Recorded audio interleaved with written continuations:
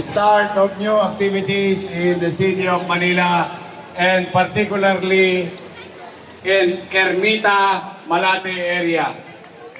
Thank you sa ating partner at totoo yung kinanta kanina dito. Totoong hinahanap-hanap kita, Manila. You keep coming back to Manila. And the uniqueness of the city ay nasa puso ng bawat Manileño at Pilipino. Everyone has a story to tell about Manila. But tonight, we are very grateful. Sabay-sabay natin, mainit natin sa lubungin ng palakpakan ang pagpapasalamat sa San Miguel. San Miguel Beer! Woo! To the San Miguel Beer family, thank you very much for choosing again Manila. This is the beginning of so many activities in our city.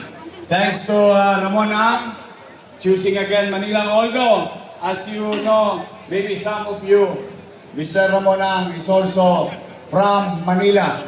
Batang Tondo, si Ramon Ang. Tonight, maririnig niyo ulit yung mga kantang nag-iwan sa inyo sa showtime.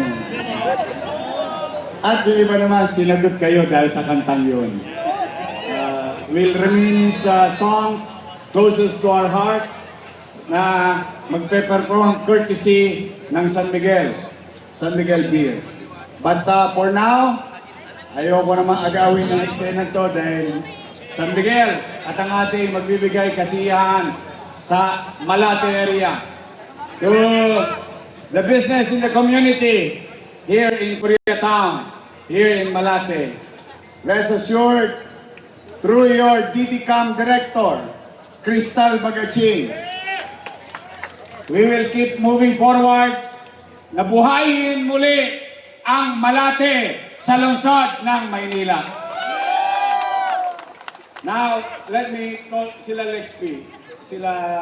Alika, Jose Bobby, Crystal, Mark De Leon, and Felix Espiritu, the newly created economic developer of the Ermita Malate area, Felix Espiritu. Palakpakan natin ang mabuting espiritu. Ngayon, birthday ko. Papainom ako. Magsasawa kayo ng alak dito ngayon. Dami San Miguel na kaparada rito. But then again, please raise your glass. Wala pa ba? Wala na naman? Andiyan lang sa Gedli. Para sa samahang walang katulad. Para sa 434 na pagkakatatag. Anibersaryo ng Lungsod ng Maynila. At para sa 135th year anniversary ng San Miguel Pale Pilsen, kahit kailan, kaibigan natin ang San Miguel. Kasama mo ang Maynila at ang San Miguel Beer. Itaas mo! O, tagay na!